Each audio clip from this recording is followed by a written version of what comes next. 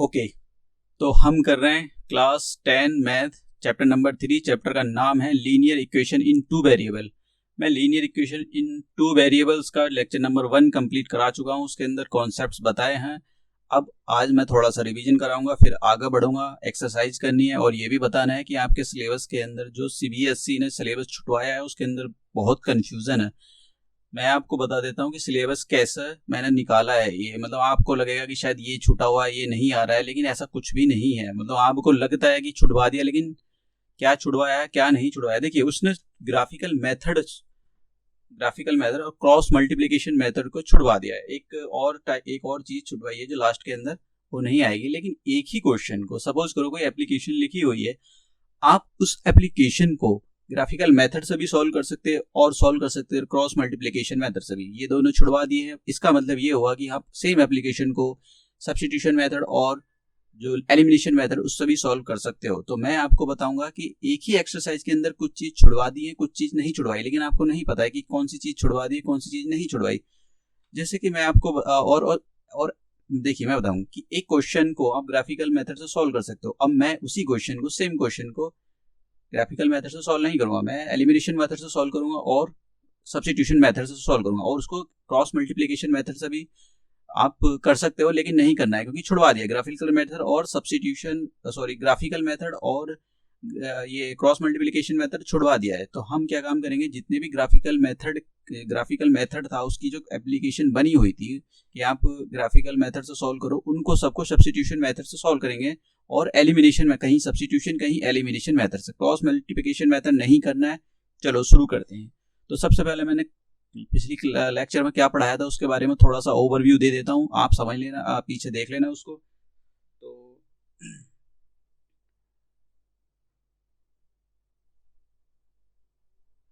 देखिए, ओवरव्यू क्या है। मैंने आपको बताया था कि अगर आपके पास दो लाइन है,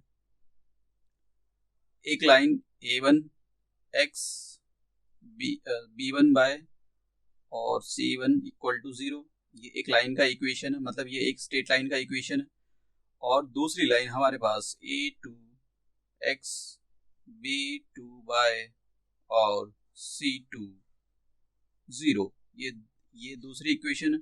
और ये लाइन भी हमारे पास किसी एक लाइन को, ये जो इक्वेशन है किसी लाइन को रिप्रेजेंट कर रही होगी। अगर मैंने 3 केस बताए थे आपको, ये हो सकता है कि ये दोनों लाइन एक दूसरे के पैरेलल हो। दूसरे केस में ये हो सकता है कि ये लाइन किसी एक पॉइंट पर कट कर रही हो, और ये हो सकता है कि ये लाइन किसी मतलब एक दूसरे के ऊपर ओवरलैप कर रही हो। ठीक है, तो मैंने 3 केस बताए थे, जिसके अंदर अब मैं जिसके अंदर मैंने बताया था कि देखो, सॉल्यूशन आपके अगर आप डिवाइड करो तो सॉल्यूशन ये हो सकते हैं। एक तो ये मतलब दो चीजें हो सकती हैं आपके सॉल्यूशन के अंदर। एक तो हो सकता है कि आपके पास कंसिस्टेंट हो, दो इक्वेशन कंसिस्टेंट हो, और या ये हो सकता है कि इनकंसिस्टेंट हो। देखिए, कंसिस्टेंट की जो कंडीशन है वो दो है। ठीक है, दो कौन कौन सी है? दो ये हैं। या तो कंसिस्टेंट का मतलब का ये होता है कि अगर आप किसी दो पर्सन या दो चीजें किसी एक पॉइंट पर एग्री कर रही हैं, हो सकता है कि ज्यादा पॉइंट पर भी एग्री कर रही हो। जैसा एक रोड दूसरी रोड को एक पॉइंट पर कट करती है, तो मतलब दो रोड जो होती है कंसिस्टेंट होती है। तो सेम एज एक लाइन ये, एक लाइन ये, एक लाइन ये, एक लाइन है। तो कंसिस्टेंट के लिए एक केस जो ये है, और इसको बोला जाता है, इसकी मतलब ये यूनिक सॉल्यूशन होंगे इनके, यूनिक सॉल्यूशन। अब दूसरा क्या था? दूसरा ये था कि एक लाइन दूसरी लाइन के ऊपर चढ़ी बैठी है, इसका मतलब इनके मैनी सॉल्यूशन होंगे, मैनी सॉल्यूशंस। एक लाइन पैरेलल जा रही दूसरी लाइन के, तो मतलब कोई सॉल्यूशन नहीं होगा। तो इस केस में था नो सॉल्यूशन। अब देखिए, मैं नेक्स्ट पेज पर बता देता हूँ आपको एक। ठीक है, तो इसका मतलब हम ये निकाल सकते हैं कि जो हमारे पास इक्वेशन की जो कंडीशंस होंगी, जैसे मैं यहां बोल देता हूं इनकंसिस्टेंट, और ये हो जाएंगे हमारे पास कंसिस्टेंट। ठीक है, तो कंसिस्टेंट की मैंने आपको बताया था कि इसकी दो कंडीशन होती है। एक कंडीशन तो ये होगी कि आपके पास एक इक्वेशन दूसरी इक्वेशन को कट कर रही होगी। एक दूसरी कंडीशन इसकी ये थी कि एक इक्वेशन के ऊपर दूसरी इक्वेशन बैठी हुई होगी। आप देख लेना, मैंने उसके अंदर डिटेल में समझाया। और इसके लिए कंडीशन ये बताई थी मैंने कि A1/A2 is not equal to B1/B2। ये थी कंडीशन, और इसको बोला जाता है यूनिक सॉल्यूशन। मतलब अगर ये कंडीशन निकल कर आ रही तो आप बोलोगे कि जो दो लाइन है एक पॉइंट पर इंटरसेक्ट कर रही हैं, उनका एक ही सॉल्यूशन होगा। उस सॉल्यूशन को यूनिक सॉल्यूशन बोला जाएगा, यूनिक सॉल्यूशन। इसको ठीक से लिख लेना। और दूसरा मैंने बताया था कि अगर एक लाइन एक दूसरी लाइन के ऊपर बैठी हुई है, कोइंसाइड कर रही है, ओवरलैप कर रही है, तो आप समझ जाना कि उनके मैनी सॉल्यूशन होते हैं। इसके लिए कंडीशन क्या थी? मैनी सॉल्यूशन के लिए कंडीशन ये थी कि A1/A2 equal to B1/B2 equal to C1/C2 equal to, इसके अंदर तीनों के तीनों A1/A2 B1/B2 C1/C2 के रेशो इक्वल होते हैं, और हम बोलते हैं मैनी सॉल्यूशन। बोला जाता है इनफाइनाइटली मैनी सॉल्यूशंस। ठीक है, तो कंसिस्टेंट की दो कंडीशन आपको question number 3, I think exercise का 3.2 का क्वेश्चन नंबर 3 इसी पर बेस है। इनकंसिस्टेंट के लिए क्या होता है? देखिए, इनकंसिस्टेंट के लिए ये होता है कि दो लाइन कभी एक दूसरे को नहीं किसी पॉइंट पर कट कर रही होंगी, और नहीं वो एक दूसरे के ऊपर बैठी हुई होंगी। तो हम इसकी कंडीशन ये होती है, पता करने की कंडीशन ये होती है कि आप पता कर सकते हो कि A1/A2 equal to B1/B2 is not equal to C1/C2। ठीक है, ये कंडीशन होती है, और इसके सॉल्यूशन को बोला जाता है नो सॉल्यूशन। जब दो लाइन एक दूसरे को कभी कट ही नहीं करेंगी तो कोई सॉल्यूशन नहीं, कोई कुछ नहीं है। अब देखिए, आपको बताना है कि ये जो इक्वेशन है, इसका ये पीछे मैंने लेक्चर बताया था, उसका क्वेश्चन है, उसके अंदर आप एक बार मैं दिखा देता हूँ, बस देखिए। ये देखिए, whether the find whether the following pairs of the equation has no solution. ठीक है, यूनिक सॉल्यूशन और इनफाइनाइटली मैनी सॉल्यूशंस। तो मैंने इसका क्वेश्चन नंबर 1 करा दिया था, और मैं उसका क्वेश्चन नंबर ये जो आज है ये 2 करेंगे। तो सबसे पहले आप क्या काम करोगे, किसी भी इक्वेशन को आपको स्टैंडर्ड फॉर्म में लिखना है। स्टैंडर्ड फॉर्म क्या होती है? स्टैंडर्ड फॉर्म ये होती है कि A1x plus B1 plus C1 equal to 0। ठीक है, मैंने A1 A2 इसलिए लगाया क्योंकि दो इक्वेशन आएगी, तो आपको सारे को इधर ले आना। तो ये जो लिखा हुआ है यहाँ पर, इसको मैं बाई को उधर ट्रांसपोज कर देता हूँ। तो 2x minus y minus 2 equal to 0। Same as मैं ये कर देता हूँ कि ये जो बाई है इसको मैं इधर ट्रांसपोज कर देता हूँ, तो ये आ जाएगा 4x minus y minus 4 equal to 0। अब इक्वेशन नंबर फर्स्ट को, ये जो फर्स्ट है इक्वेशन, इसकी कंपैरिजन कर देता हूँ मैं इस इक्वेशन से। A1x B1 बाय और C1 इक्वल टू 0। तो देखिए यहाँ से A1 की वैल्यू कैसा आ जाएगी? यहाँ पर x का कॉफिशेंट A1 है, यहाँ पर x का कॉफिशेंट कितना है? 2। तो आप A1 की वैल्यू लिखोगे 2 के इक्वल।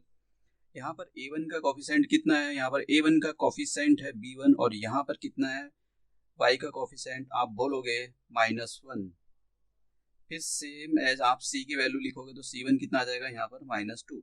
अब देखिए, ये जो इक्वेशन थी, इक्वेशन नंबर 2, इसको कंपैरिजन करने के लिए जा रहा हूँ मैं इस इक्वेशन से कि A2x B2 बाय और C2 इक्वल टू 0। इससे कंपैरिजन कर देता, तो आप देख सकते हो कि A2 कितना आ जाएगा? 4। B2 कितना आ जाएगा? -1। और C2 कितना आ जाएगा? ये आ जाएगा -4। तो देखिए, हमको बताना कि कैसे सॉल्यूशन होंगे। पता करने का तरीका आपके पास यही होता है कि आप A1 की वैल्यू A1/A2 का रेशो निकालो। तो A1 कितना है यहाँ पर? 2, और A2 कितना आ जाएगा? 4। तो आप कैंसिल करो तो ये आ जाएगा। सेम एज B1/B2 की वैल्यू निकालो, तो ये कितना आ जाएगा? B1 की वैल्यू यहाँ पर कितनी है? -1, और B2 की वैल्यू आ गई यहाँ पर -1। तो आप बोलोगे 1/1 आ गया। मतलब आगे आपको जाने की जरूरत ही नहीं। यहाँ पर पहली कंडीशन, ये एक कंडीशन थी कि A1/A2 is not equal to B1/B2। तो इसके सॉल्यूशन ये है कि has this system of the linear pairs of the equation has कैसे सॉल्यूशन होंगे जब ये कंडीशन आती है यूनिक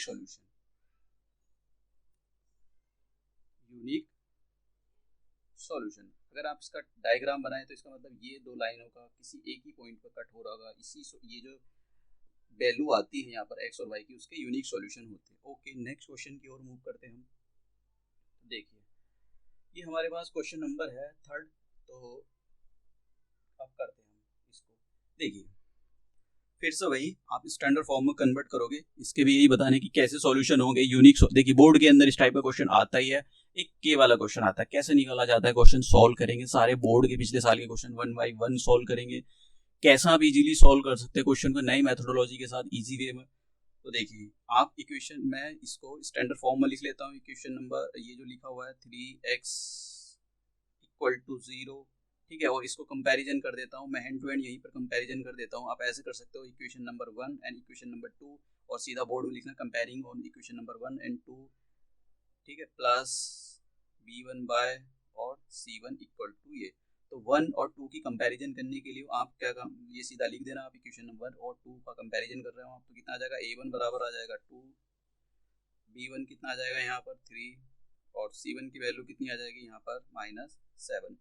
अब देखिए ये वाली इक्वेशन लिख रहे हैं हम, 6x - 5 बाय -11 ट्रांसपोज कर देता हूँ, इक्वेशन नंबर 3 दे देता हूँ, और फिर से मैं वही यहाँ ये करता हूँ कि a2x b2 y plus c2 = 0, equation number 4 comparing on the equation number 1 and 4 और a2 की वैल्यू निकालते हैं हम। तो a2 बराबर कितना आ जाएगा यहाँ पर 6 आ जाएगा, क्योंकि ये x का कोफिशिएंट यहाँ पर a2 है और यहाँ पर a का कोफिशिएंट कितना है 6, दोनों को एक दूसरे के इक्वल कर देंगे। b की भी हम कंपैरिजन करके वैल्यू निकालते हैं और c की भी हम कंपैरिजन करके c2 की भी वैल्यू कंपैरिजन करके ये निकालते हैं। अब देखिए मैं यहाँ पर लिखता हूँ a1/a2, तो a1 की वैल्यू रखता हूँ मैं, a1 की वैल्यू हमारे पास 2 और ये a2 की वैल्यू आ गई 6, तो आप सॉल्व करोगे तो ये आ जाएगा 1/6। b2 की वैल्यू निकालता हूँ, तो b1 है हमारे पास 3 और यहाँ पर आ जाएगा 5। बस आगे जाने की ज़रूरत ही नहीं पड़ी, बस दो ही रेशो से ये पता लग गया कि ये एक दूसरे के इक्वल नहीं है। सॉरी, ये b1/b2, तो दिस ये जो आपके पास linear pair, system of the linear pair, जो दो इक्वेशन गिवन है, इनके जो सॉल्यूशन होंगे वो कैसे सॉल्यूशन होंगे, आप बोलोगे हैज यूनिक सॉल्यूशन, आप बोलोगे यूनिक सॉल्यूशन। अगर आप इसको ऐसे ग्राफ पर रिप्रेजेंट करो तो ये होगा किसी एक पॉइंट पर, एक लाइन का इक्वेशन, ये एक लाइन का ये जो लाइन है, जो ये लाइन दे रखी है, ये इक्वेशन है, इसका एक लाइन ये बनी, एक बनी और दो एक ही पॉइंट पर कट कर रहे हैं। नेक्स्ट क्वेश्चन की ओर मूव करते हैं। तो नेक्स्ट क्वेश्चन हमारे पास ये है, अब देखिए सॉल्व करते हैं। सेम क्वेश्चन नंबर हम स्टैंडर्ड फॉर्म में लिखते हैं हम, तो ax 6x + 5y - 1 = 0, आप यहाँ पर सॉल्यूशन करके कर सकते हो। और कंपैरिजन करता हूँ मैं इसकी, a1x b1 बाय और c1 = 0, तो a1 की वैल्यू कितनी आ जाएगी 6, b1 की वैल्यू आ जाएगी 5 और c1 की वैल्यू यहाँ से कितनी आ जाएगी -1। दूसरा इक्वेशन लिखता हूँ मैं, इसको इक्वेशन नंबर 1 बोल देता हूँ, इक्वेशन नंबर 2 बोल देता हूँ। इक्वेशन 1 और 2 की कंपैरिजन कर दी मैंने। इक्वेशन नंबर, अब ये जो लिखा हुआ है इसको लिख देता हूँ, पहले स्टैंडर्ड फॉर्म में लिख लेता हूँ, तो ये आ जाएगा मेरे पास -21 = 0, इक्वेशन नंबर 3 बोल देता हूँ। इसकी स्टैंडर्ड इक्वेशन से आप कंपैरिजन कर दो, तो कैसे कंपैरिजन करोगे, तो आप लिखोगे a2x + b2 y plus c2 = 0, equation number 4 डालो, आप कंपैरिजन करो, तो यहाँ से a2 कितना आ जाएगा, ये आ जाएगा 9, b2 कितना आ जाएगा, ये आ जाएगा 15/2 और c2 कितना आ जाएगा, ये आ जाएगा -21।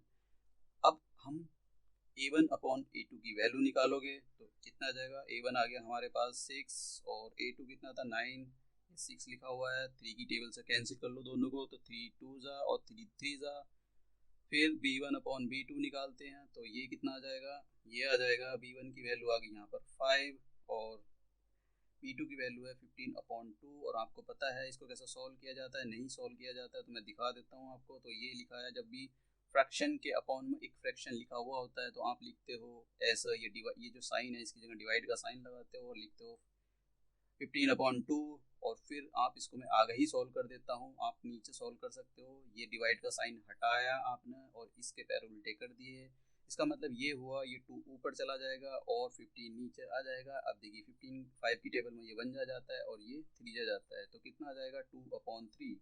यानी B1/B2 की वैल्यू कितनी आ गई यहाँ पर 3/2/3। ठीक है, अब देखिए दोनों रेशियो इक्वल आ गए, A1/A2 B1/A2। अभी आगे निकालेंगे C1/C2। अगर नहीं आते तो यही आंसर बोल देते कि ये यूनिक सॉल्यूशन होंगे। C1 की वैल्यू कितनी है यहाँ पर, C2 की वैल्यू आप देखो, C1, हाँ C1 की वैल्यू -1 है, C2 की वैल्यू -21 है, माइनस माइनस कैंसिल हो जाएगा तो ये कितना आ गया हमारे पास ये। तो आप लिखोगे कि A1 का रेशियो A1/A2 का रेशियो B1/B2 के रेशियो के इक्वल आया है, बट ये C1/C2 के इक्वल नहीं आया है। तो आप क्या बोलोगे, आपका कंक्लूजन ये निकला, इसका मतलब ये हुआ कि जो सॉल्यूशन होंगे वो कैसे सॉल्यूशन होंगे, इसका मतलब ये हुआ कि दो लाइन एक दूसरे के पैरेलल जा रही होगी। तो आप लिखोगे नो सॉल्यूशन। ये जो कंडीशन थी मैंने पीछे बताया, ये कंडीशन तब अप्लाई होती है अगर ये कंडीशन निकल गई, तो इसका मतलब दो लाइन कभी एक दूसरे को कट नहीं करेंगी, वो पैरेलल जा रही होंगी एक दूसरे के साथ साथ। तो नो सॉल्यूशन, ठीक है, this system of the equation has no solution, ऐसे लिखा जाता है। तो अगर आप देखो तो एक इक्वेशन ऐसा, ये जो लिखा हुआ है उसका लाइन ऐसे ड्रॉ हो रही होगी, दूसरी जो इक्वेशन है उसकी लाइन ऐसे ड्रॉ हो रही होगी, एक दूसरे के पैरेलल जा रही है, तो कहीं कट नहीं कर रही, तो इसका मतलब नो सॉल्यूशन। नेक्स्ट क्वेश्चन की ओर मूव करते हैं। ठीक है, नेक्स्ट क्वेश्चन हमारे पास ये है,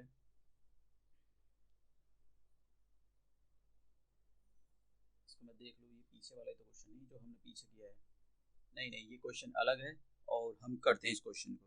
तो पहला काम आपका इसको स्टैंडर्ड फॉर्म में लिखना होगा। तो जैसे स्टैंडर्ड फॉर्म में लिखने का तरीका आपको पता है कि आप क्या काम करो, -3x + 4/-5। देखिए ये 5 इधर प्लस का सा, मैंने इसको इधर ट्रांसपोज किया, माइनस का हो जाएगा, इक्वेशन नंबर 1 बोल दिया। कंपैरिजन करते हैं हम यहाँ से स्टैंडर्ड इक्वेशन से, तो A1x + B1/+ C1 = 0। Equation number 2 बोल दो। आप बोर्ड के एग्जाम में लिखो, on comparing equation number 1 and the equation number 2, A1 B1 C1 की वैल्यू निकालोगे यहाँ से। तो A1 कितना गया, x का कोफिशिएंट यहाँ पर A1 है, ठीक है। यहाँ पर x का कोफिशिएंट कितना है, -3 है। आप माइनस या प्लस जो भी कुछ होगा उस साइन को लगाओगे, प्लस से तो कोई फर्क नहीं पड़ता लेकिन माइनस के साइन को जरूर लगाओगे। कभी आप कोफिशिएंट के चक्कर में नंबर ही लिख दो, केवल उसका साइन छोड़ दो। तो यहाँ पर y का कोफिशिएंट b1 है और यहाँ पर ऊपर वाली इक्वेशन में y का कोफिशिएंट 4 है, तो आप लिखोगे b1 बराबर ये। अब यहाँ पर c1 एक कांस्टेंट टर्म है, तो और यहाँ पर कितनी है, ये कांस्टेंट टर्म ये -5 है, ठीक है। अब देखिए मैं दूसरी इक्वेशन लिखने के लिए जा रहा हूँ कि 9/2x, और मैं इसकी स्टैंडर्ड फॉर्म में इसको कन्वर्ट करना चाहता हूँ। ये ऑलरेडी लिखी हुई है, देख लेता हूँ मैं, यस इट इज़ ऑलरेडी। तो 15/0 इक्वेशन नंबर 3, और आप फिर से इसकी A2x, देखिए अगर बोर्ड के अंदर ये 3 मार्क्स का क्वेश्चन आता है तो आपको ऐसे ही इक्वेशन बना कर, देखिए मार्क्स बोर्ड वाले की जेब से निकालने पड़ते हैं, और ऐसा नहीं होता कि मतलब कुछ भी आपको नॉलेज थी तो आपने बस, देखिए 2-3 चीजें होती हैं। आपको नॉलेज है, पहली बात, आप उस नॉलेज को एग्जाम में सही तरीके से लिख पाते हो या नहीं लिख पाते हो, दूसरी बात, ठीक है। तो मतलब आपको नॉलेज होना चाहिए, पहली बात। दूसरी बात, आप जो नॉलेज है उस नॉलेज को एग्जाम में लिख पाते हो या नहीं लिख पाते हो, ये दूसरी बात। आपको नॉलेज तो है लेकिन नहीं लिख पा रहे हो तो फिर मार्क्स नहीं मिलेंगे। तो मार्क्स नॉलेज होने से ही नहीं मिलते, मार्क्स उस नॉलेज को लिखना भी पड़ता है एग्जाम पर। अगर आपने उल्टा सीधा ऐसी एक ऑड इवन वे में कहीं भी कुछ भी लिख दिया तो देखिए ये तो कोई वो नहीं हुआ, क्योंकि कोई भी टीचर होता है वो चाहता है कि एक मतलब हैंड राइटिंग चलो ठीक है चल जाएगी, लेकिन एक सिस्टमेटिक वे में आप लिखो। तो A2x + B2y + C2 = 0। तो यहाँ से A2 की वैल्यू कितनी आ जाएगी, 9/2 और B2 की वैल्यू कितनी आ जाएगी -6 और C2 की वैल्यू कितनी आ जाएगी 15/k। अब कुछ लोग सोच रहे हो कि इसको सॉल्व कर लेना चाहिए एलसीएम लेकर। बिल्कुल कर सकते हो मेरे भाई, ये इसमें कोई दिक्कत नहीं है। आप ऐसे करो या एलसीएम लेकर सॉल्व कर लो इसको फ्रैक्शन को, कोई दिक्कत नहीं है, आंसर सेम आएगा। तो अब मैं यहाँ पर A1/A2 का रेशो निकालता हूँ। A1 कितना है यहाँ पर -3 है और A2 कितना आ जाएगा 9/2। और आपको पता है कैसे लिखा जाता है इसको, तो इसका लिखने का तरीका ये हुआ। और इसको आप ऐसे लिख सकते हो कि -3 ये ऊपर आ जाएगा, ये नीचे आ जाएगा, इसको ये इसकी टेबल से जाए तो -2/3।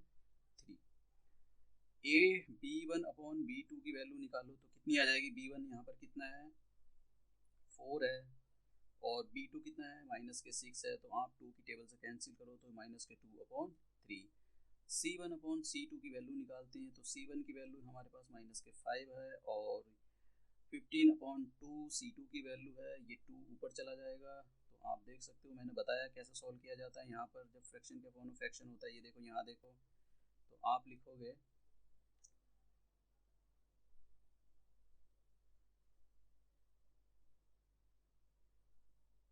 तो ये आ जाएगा